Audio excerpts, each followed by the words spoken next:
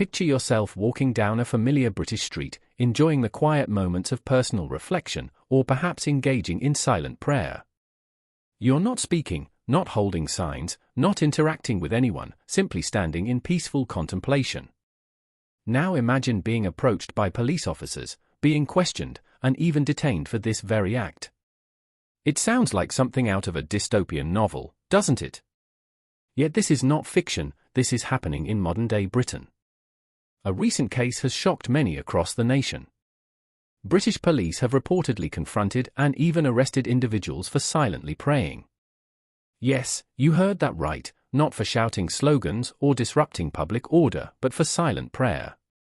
This controversy centers around buffer zones established near abortion clinics, zones meant to protect women from harassment or intimidation. However, these zones now seem to be used to police even the quiet, internal acts of thought and prayer. Are you protesting? No. Are you here to pray for the lives of unborn children? As I've mentioned to one of your colleagues before, I think that's a little bit of a leading question. No, I'm not, actually, today. Can your actions be carried out elsewhere? I'm not doing any actions. I'm just simply thinking silently in my head. Okay, and why have you chosen this location to stand? This is an abortion centre. I'm praying for those who've been hurt by abortion. So, what I said before, are you here to pray for the lives of unborn children? Yes. You say yes. I said no. You said no. I'm praying for those who've been hurt by abortion. Hurt by abortion? Yes, that's right. Okay. So are you aware there's a public space protection order in place here? Yes, I don't know if you know, but I have actually been arrested twice. I've gone to court and been acquitted for allegedly my silent prayers. I've actually received an email from the police telling me I'm allowed to be in this area. I don't know if you're familiar with that situation at all. This is exclusion area? Yes, that's right. That's why I was arrested previously. So yes, I'm very much aware there's a PSPO in place. Okay. And are you aware that you're breaching the public order protection order in place? I'm not breaching it, no. Will you move from here to outside of the exclusion zone? I don't see any reason why I would need to do that for the reasons I've just explained to you. Okay.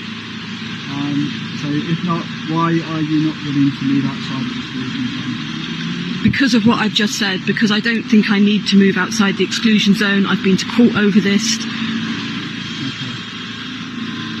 Okay, so what we're going to do, we're going to issue a fixed penalty notice now. So what am I being issued a fixed penalty notice for? Because I believe, and my colleague believes, that you're here to protest. I've just told you I'm not protesting, I'm simply silently praying.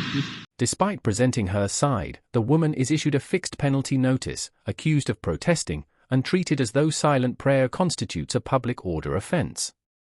This situation raises a pressing question: is this about maintaining public order, or is it about policing private thought? Critics argue that such actions by the authorities represent an alarming overreach, one that infringes on the fundamental freedoms cherished in Britain for centuries. Britain's history is rich with struggles to protect personal liberty and the right to free expression. Have we now reached a point where these hard-won freedoms are being undermined? What has added fuel to the fire is the apparent double standards being applied. Many are pointing out that while individuals praying silently near abortion clinics face police scrutiny, large-scale pro-Palestinian demonstrations have gone unchallenged, even when some events have been accused of creating public disorder. This inconsistency has outraged many British patriots, who feel that their values and beliefs are being unfairly targeted while other groups are granted leniency. The backlash against these perceived injustices has extended to the political sphere, with significant criticism directed at the Keir Starmer-led Labour government. Once enjoying strong public support, the Labour Party is now seeing a sharp decline in its popularity. Incidents like these, coupled with growing dissatisfaction over perceived authoritarian tendencies, have alienated many traditional voters. Polls indicate a noticeable dip in Labour's ratings as frustration mounts across the nation. Supporters of buffer zones maintain that they are essential to protect vulnerable individuals from undue pressure. But opponents contend that this approach has gone too far. Arresting someone for silent prayer, something that harms no one and imposes on no one, sets a dangerous precedent. It suggests that even private acts of faith or reflection are subject to state control. As a nation, Britain has always prided itself on upholding democratic values and the rule of law. These principles are embedded in the very fabric of our identity as British patriots. To see them eroded in the name of public order is deeply troubling. Is this truly the path we wish to walk?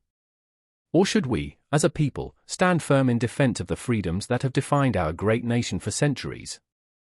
This case challenges us to reflect on what kind of Britain we want for ourselves and future generations. Do we remain a beacon of liberty and individual rights, or do we risk losing these principles in the face of overzealous governance? The choice is ours, and it is one we cannot afford to take lightly. What are your opinions on these issues? What do you think about such incidents happening in Britain recently? Do you support them or dislike them? Please let us know down in the comments, and also do not forget to like, share, and subscribe to our channel for more such updates.